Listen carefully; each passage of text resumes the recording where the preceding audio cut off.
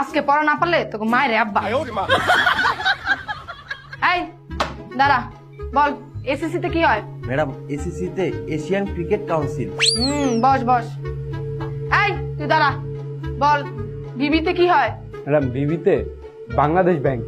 বস। কি রে, আজকে তোরা সবাই পড়া শিখছস?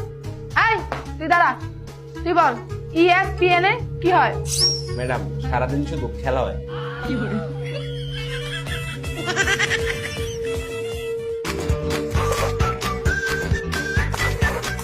এই যে আমি জিততে গেছি। এই মারের বদলাবি না, আবার খেলাম।